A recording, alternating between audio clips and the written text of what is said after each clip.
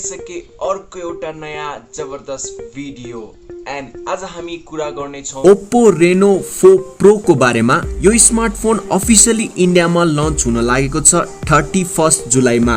यो चीजलाई OPPO ले confirm गरिदिसक्यो कि OPPO Reno 4 Pro तपाईलाई इन्डियामा देख्न सकिन्छ जुलाईको एन्डमा।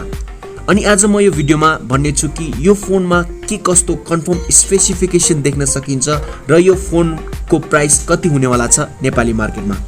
अब सबैभन्दा पहिला यसको डिजाइनको कुरा गर्दा भने तपाईलाई बिल्कुल एकदम नयाँ डिजाइन यो पाली OPPO Reno सिरिजमा देख्न पाउनुहुन्छ, जुन मलाई एकदमै एट्र्याक्टिभ लाग्यो र साथमा फोनको पछाडी हल्का ग्लिटरी इफेक्ट देख्न सकिन्छ, जसले गर्दा तपाईलाई धेरै युनिक डिजाइन देख्न सकिन्छ। र यसको डिस्प्लेको कुरा गर्दा भने यहाँ तपाईलाई 6.5 इन्चको फुल HD+ Amoled डिस्प्ले अनि त्यो पनि कर्भ डिस्प्लेको साथमा, जस्तै कि यहाँ फ्रन्टमा एउटा सिंगल पञ्च होल देख्न सकिन्छ फ्रन्ट सेल्फी क्यामेराको लागि। र यो मात्र होइन, यहाँ तपाईलाई 90 हर्ज को हाई रिफ्रेश रेट पनि देख्न सकिन्छ।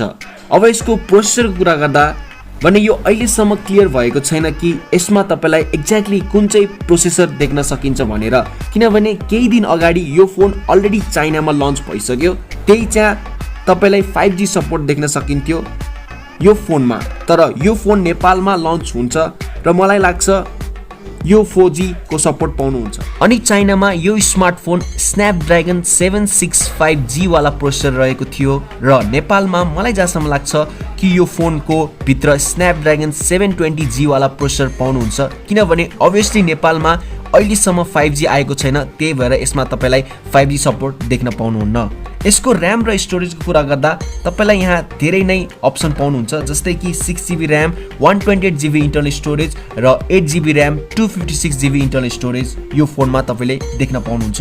र यसको क्यामेराको कुरा गर्दा तपाई पछाडी हेर्न सक्नुहुन्छ कस्तो राम्रो डिजाइन यो पाली OPPO Reno 4 Pro मा देख्न सकिन्छ। मतलब तपाईलाई एउटा स्क्वायरी कटआउटको भित्र ठुलो ठुलो 3 वटा लेन्स देख्न सकिन्छ र साइडमा एउटा सानो लेन्स पनि देख्न सकिन्छ।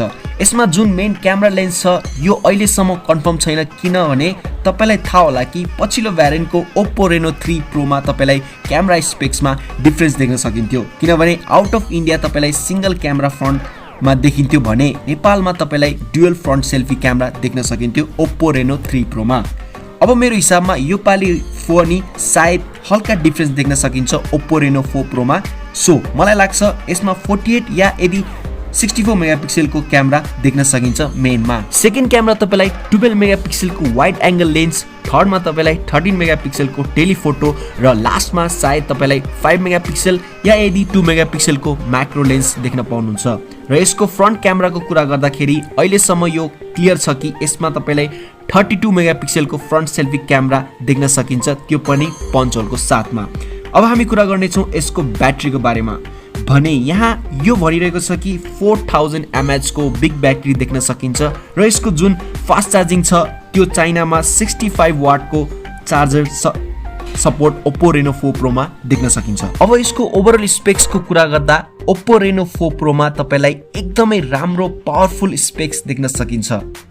र यदि हामी यसको प्राइसिङलाई गेस गर्दा सायद तपाईलाई थाहा नै होला कि OPPO र Vivo यो फोनहरुको प्राइस एकदमै हाई हुन्छ र मेरो हिसाबमा तपाईलाई OPPO Reno 4 Pro नेपालमा 60 देखि 70 हजार को आसपासमा देख्न सकिन्छ।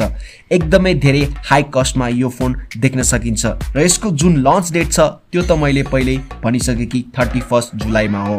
अनि फ्रेन्ड्स, तपाईलाई के लाग्छ OPPO Reno 4 Pro को प्राइस कति हुनुपर्छ? तपाई तल मलाई कमेन्ट्स गरेर जरुर भन्नु होला।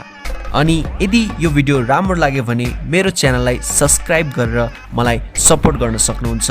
भेट्ने छौं अर्को नयाँ भिडियोमा। Thanks for watching.